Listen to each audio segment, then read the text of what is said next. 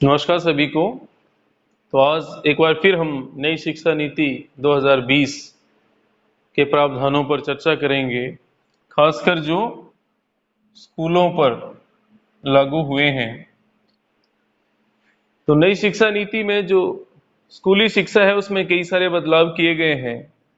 तो यह जो स्कूली शिक्षा है, जो पहले 10+2 के नाम से जानी जाती थी, उसको बदला गया है और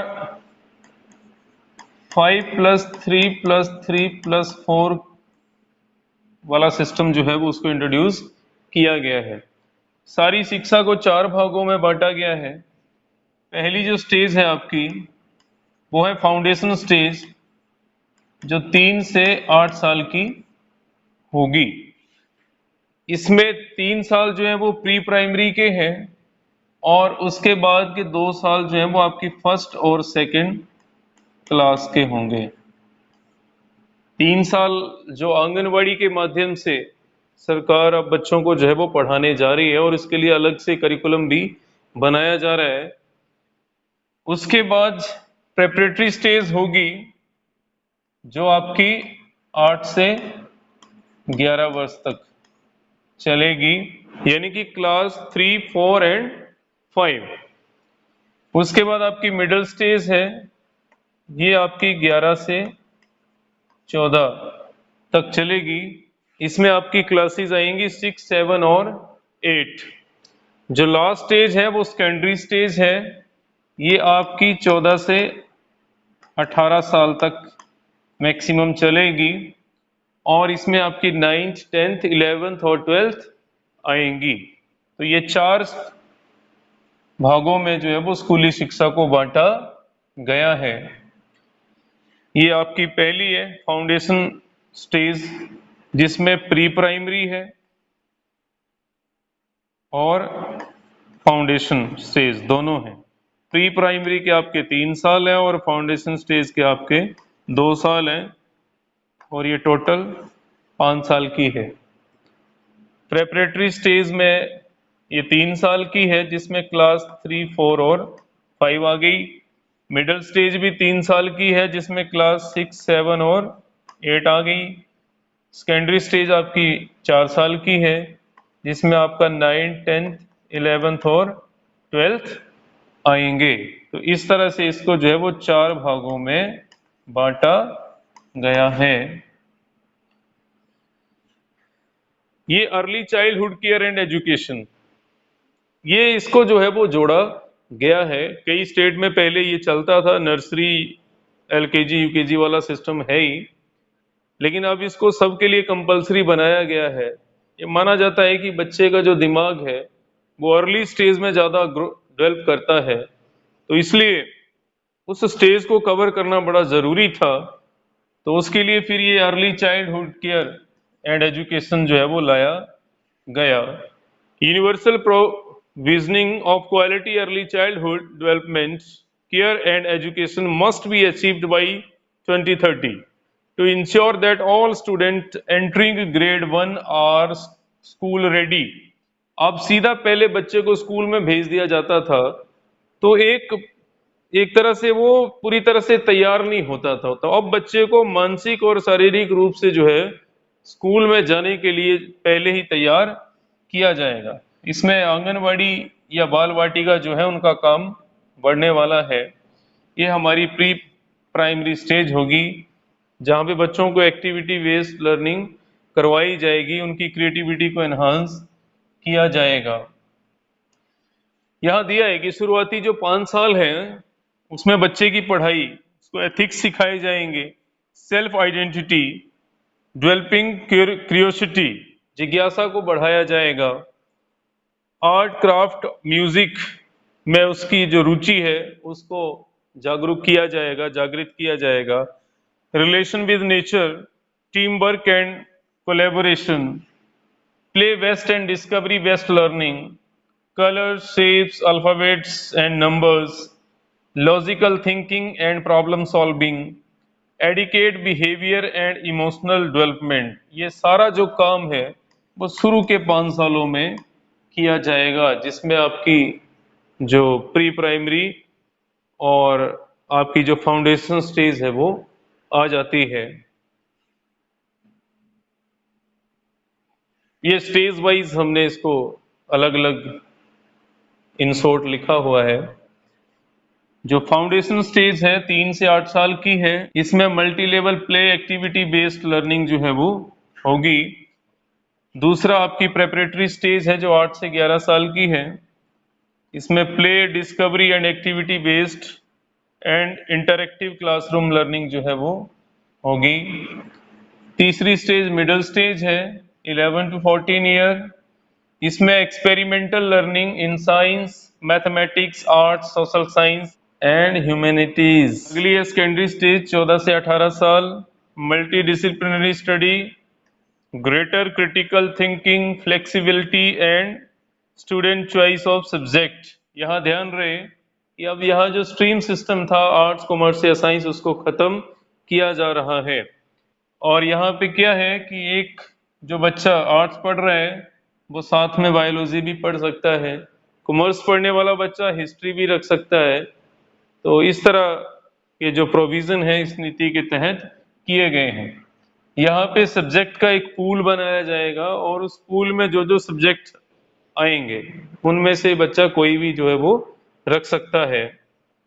एक तरह से ये चिल्ड्रन सेंटर्ड एजुकेशन है, जहाँ चाइल्ड सेंटर में है और सारा एजुकेशन सिस्टम जो है उसके इर्द गिर्द घूम रहा है। स्किल डेवलपमेंट पे विशेष जोर जो है वो यहाँ दिया गया है। आप देखेंगे कि जो कक्षा 6 है वहीं से जो है वो प्रोफेशनल एजुकेशन जो है उसका प्रावधान किया गया है। रोजगार परक शिक्षा जो है वो कक्षा 6 से ही शुरू की गई है। प्री प्राइमरी लेवल पर विशेष पाठ्यक्रम तैयार किया जाएगा। 2025 तक कक्षा 3 तक मूलभूत साक्षरता तथा अंक ज्ञान सुनिश्चित किया जाएगा। यानी कि इतनी की मिनिमम लर्निंग जो है वो होनी ही चाहिए। कक्षा 5 तक मातृभाषा में पढ़ाई करवाई जाएगी। मुख्य विषयों की पढ़ाई कक्षा 6 से 8 के बीच शुरू होगी। तो जो रीजनल लैंग्वेजेस हैं उनको भी बढ़ावा मिलेगा और जो लोकल प्रतिभाशाली युवा होंगे उनको जो है वो टीचिंग के क्षेत्र में आने के लिए एक सुनहरा अवसर मिलेगा। आर्टिकल 21A के माध्यम से जो फ्री एंड कंपल्सरी एजुकेशन का प्रावधान राइट टू एजुकेशन 2009 के माध्यम से किया गया है, उसमें एक चेंज हो रहा है। आप देखिए कि पहले 6 से 14 वर्ष के बच्चे जो थे उनको फ्री और कंपल्सरी एजुकेशन का प्रावधान था। अब बात यही थी कि 14 साल के बाद बच्चा कहाँ जाए और 6 साल से पहले का जो समय है उसमें वो क्या करे। तो अब इसको जो है वो ब्रॉडर टर्म में कवर किया जा रहा है।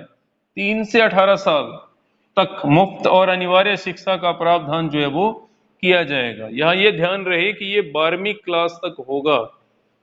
12वीं क्लास तक जो है बच्चे को फ्री एंड कंपल्सरी एजुकेशन का फायदा दिया जाएगा। साल में कम से कम 10 दिन ऐसे होंगे जो बैगलेस डे के रूप में होंगे, जहां बच्चे बिना बैग के स्कूल जाएंगे। और इन दिनों का जो इस्तेमाल है वो इंटर्नशिप वगैरह करवाने में किया जाएगा, जहां पे आपको अलग अलग स्किल्स जो है वो आप में डेवलप की जाएंगी। लिखा है कि कक्षा 6 से रोजगार परक शिक्षा दी जाएगी, प्रोफेशनली आपको ट्रेन किया जाएगा। यहाँ बच्चे को प्रोफेशनल और स्किल की शिक्षा दी जाएगी और स्थानीय स्तर पर इंटर्नशिप भी करवाई जाएगी। कक्षा 6 से ये काम शुरू हो जाएगा और आपको इन बिटवीन जो आपका स्टडी चल रही है आपको इंटर्नशिप भी करने को मिलेगी। वहाँ लोकल जो भी कारीगर हैं या जिस तरह की भी मशीनरी अवेलेबल है वहाँ पे आपको काम करने और देखने का जो मौका है वो मिलेगा। तो ये छात्रों को इंटर्नशिप का प्रोविजन जो है वो क्लास 6 से ही किया गया है। तो इस तरह से जो भी लोकल आपके वर्कर होंगे वो आपको इंटर्नशिप जो है वो करवाएंगे। इसमें एक चीज़ और है कि क्लास 6 से 8 तक आपको हमारी जो लैंग्वेजेस हैं उनमें से भी किसी एक लैंग्वेज पे प्रोजेक्ट बनाना होगा। जो एक भारत श्रेष्ठ भारत की बात जहां हुई है उसी अभियान के तहत ये प्रोजेक्ट जो है बच्चे बनाएंगे, जो काफी चेयरफुल होगा। तो इसकी बात हमने पहले भी कर ली। नैतिकता संवैधानिक मूल्य पाठ्यक्रम का प्रमुख हिस्सा होंगे। मोरालिटी और जो कॉन्स्टिट्यूशनल वैल्यूज हैं वो बच्चों को सिखाई जाएंगी। नई शिक्षा नीति 2020 के तहत स्कूल से दूर रह रहे लगभग 2 करोड़ बच्चों को फिर से मुख्य धारा से जोड़ा जाएगा। जो ड्रॉप आउट्स हैं उनको एक तरह से जोड़ने की कोशिश की जाएगी और ये भी ध्यान रखा जाएगा कि फ्यूचर में ड्रॉप आउट्स ना हों। बच्चों के लिए नेशनल असेसमेंट सेंटर परख बनाया जाएगा जो बच्चे के सीखने की क्षमता का समय समय पर आकलन करेगा। ये है परख। Setting up of National Center for Performance Assessment Review and Analysis of Knowledge for Holistic Development. P for performance, A for assessment, R for review, A for analyze, K for knowledge, H for holistic development. तो ये परख जो centre है वो बनाया जाएगा। तो इसके माध्यम से असेसमेंट्स भी होंगी। Shift towards competency based assessment, बच्चा कितना सीख रहा है कि नहीं सीख रहा है, उस पर समय समय पर नजर रखी जाएगी। 21st century skills promoting critical and creative thinking align to the 21st century in classroom. Objective of PARAKH setting norms, standards and guidelines for assessment and evaluation। जो असेसमेंट और इवेल्युएशन है उसके लिए एक स्टैंडर्ड गाइडलाइन तैयार करना, नॉर्म्स तैयार करना। Guiding the state achievement survey SS, conducting the national achievement survey NS, monitoring achievements of learning outcomes in the country. ये इसका जो मुख्य काम है कि जो लर्निंग आउटकम है उस पे जो है वो समय समय पे नजर रखना, उसको मॉनिटर करना। अगला है कि जो रिपोर्ट कार्ड बनेगा बच्चे का, जो असेसमेंट होगी वो 3 डाइमेंशनल बोलिए या फिर 360 डिग्री होगी। यानी कि एग्जाम के माध्यम से ही बच्चे को असेस नहीं किया जाएगा, उसका जो मूल्यांकन है वो त्रिस्तरीय होगा। एक छात्र खुद करेगा, दूसरा उसके सहपाठी जो क्लासमेट हैं वो भी करेंगे, और तीसरा शिक्षक। तो एक पूरा 360 डिग्री जो है वो असेसमेंट होगी। की स्टेज असेसमेंट, जो मेन असेसमेंट्स हैं वो किस किस क्लास में होंगी, तो ये 3rd क्लास से शुरू हो जाएगा, उसके बाद 5th क्लास में, फिर 8th क्लास में, 10th में और फिर 12th में। तो ये 5 जो आपकी क्लासेस हैं वहां पे आपका जो स्टेज असेसमेंट है वो होगा, की स्टेज असेसमेंट जो है वो होगा। कक्षा 6 से कंप्यूटर कोडिंग सिखाई जाएगी, क्योंकि आपको पता है आने वाला जो समय है वो आर्टिफिशियल इंटेलिजेंस का है। तो क्लास 6 से ही बच्चे को जो है वो कंप्यूटर कोडिंग सिखाई जाएगी। स्ट्रीम सिस्टम खत्म होगा। पहले ही मैंने बताया कि आर्ट, साइंस या कॉमर्स इस तरह का कोई जो है वो स्ट्रीम नहीं होगा। सब्जेक्ट का पूल बनेगा, उसके बीच में जो जो सब्जेक्ट होंगे बच्चा वो सब्जेक्ट रख सकता है। पहले भी मैंने कहा कि आर्ट्स पढ़ने वाला जो है वो फिजिक्स या बायो पढ़ना चाहे तो वो भी पढ़ सकता है, फिजिक्स वाला हिस्ट्री पढ़ना चाहे तो वो भी पढ़ सकता है। तो उस तरह से जो है वो ये सिस्टम चलेगा। अंग्रेजी में पढ़ाई की अनिवार्यता नहीं होगी। अंग्रेजी जो है वो कंपलसरी लैंग्वेज के रूप में नहीं पढ़ाया जाएगा। हाँ, एक सब्जेक्ट के रूप में उसको पढ़ाया जाएगा। जो विदेशी भाषाएं हैं उनके कोर्स स्कूलों से ही शुरू होंगे। कक्षा 6ठी से 8वीं तक जो है वो थर्ड लैंग्वेज के रूप में आप किसी भी भाषा का चुनाव जो है वो कर सकते हैं, जिसमें तिब्बतियन है, थाई है, मलई है, जापानीज है, Nepali, Arabic, Persian, Russian, Spanish, French, German. इसमें चाइनीज भाषा को हटाया गया है, ध्यान रहे। और तृतीय भाषा के रूप में आप इसे पढ़ सकते हैं। बच्चों की जो है स्कूलों में स्वास्थ्य जांच जो है वो नियमित रूप से होगी और सभी स्कूल जो है वो उनके हेल्थ कार्ड बनाएंगे।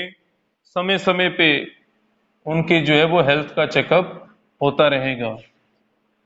मिड डे मील पहले से ही चल रहा है, अब उसके साथ साथ एक हेल्दी ब्रेकफास्ट देने की भी शुरुआत जो है वो हो रही है, ताकि बच्चे की जो है वो ज्यादा से ज्यादा कॉग्निटिव डेवलपमेंट हो सके। ये कंप्यूटर कोडिंग की हमने बात की, जो क्लास 6 से शुरू हो जाएगी। अब जो तंत्र होगा, जो शिक्षा प्रक्रिया है, उस पे कैसे नियंत्रण रखा जाएगा, तो उसके लिए आपको बताया मिनिस्ट्री ऑफ एजुकेशन है ही। इन बिटवीन सेंटर और स्टेट के central advisory board of education CAVE होगा, और इसका जो काम है वो स्टेट और सेंटर के बीच ये कड़ी का काम करेगा। उसके बाद स्टेट डिपार्टमेंट होगा जो पॉलिसी मेकिंग पे काम करेगा। उसके बाद डायरेक्टरेट ऑफ एजुकेशन होगा जिसका काम ऑपरेशंस को देखना होगा, जो भी पॉलिसी बनी है उस पे क्या ऑपरेशंस हो रहे हैं, इम्प्लीमेंटेशन पार्ट। और स्टेट स्कूल स्टैंडर्ड अथॉरिटी ये मिनिमम स्टैंडर्ड जो है वो सेट करेगी, जो सभी स्कूलों पे लागू होगा, कि कम से कम कितना स्टैंडर्ड जो है किसी स्कूल में मिनिमम रिक्वायर्ड है, उस पे ये नजर रखेगा। तो ये 5 भाग होंगे। एजुकेशन मिनिस्ट्री है ही, उसके बाद central advisory board of education, फिर state department, directorate of education, और फिर state school standard authority. Board exam की बात करें, ये बोर्ड एग्जाम सबके लिए बड़े अहम होते हैं। तो यहाँ पे कुछ बदलाव किए गए हैं, क्योंकि बोर्ड एग्जाम का प्रेशर सब लोग लेके चलते हैं और कई सारी समस्याएं छात्रों को आती हैं, तो इसलिए बोर्ड एग्जाम के पैटर्न को थोड़ा बदला गया है। बोर्ड परीक्षाएं जो हैं बदले स्वरूप के साथ कक्षा 10 और 12 में जारी रहेंगी। क्लास 10 और 12th में बोर्ड होगा, लेकिन इनका जो स्वरूप है उसको बदला जाएगा। ये पहले जैसा नहीं होगा, तनाव को भी कम किया जाएगा। जो परीक्षाएं हैं उनका आयोजन सेमेस्टर सिस्टम के तहत होगा और साल में 2 बार जो है आप परीक्षा देंगे। परीक्षाओं का आयोजन 2 हिस्सों में होगा। अब एक तो सेमेस्टर सिस्टम जब किया गया तो आपका जो एग्जाम है उसको 2 पार्ट में कर दिया, यहाँ पे एक सेमेस्टर और यहाँ पे दूसरा। अब आपकी जो परीक्षा है उसको भी 2 भागों में बांट दिया, एक आपकी मल्टीपल होगी और दूसरा आपकी सब्जेक्टिव, यानी कि वस्तुनिष्ठ भी होगी और व्याख्यात्मक रूप से भी होगी। परीक्षा का जो माध्यम है वो छात्र की पसंद का होगा, वो जिस भी लैंग्वेज में जो है अपने एग्जाम देना चाहे वो चूज कर सकता है और उस हिसाब से एग्जाम दे सकता है। तो ये बोर्ड एग्जाम में भी कुछ चेंजेस हुए हैं। अब आगे देखते हैं कि ये कितना, कब और कैसे लागू होता है। तो इसके बाद जो अध्यापक हैं उनके लिए नई शिक्षा नीति में क्या बदलाव आए हैं वो अगले वीडियो में उसमें मिलेंगे हम। धन्यवाद।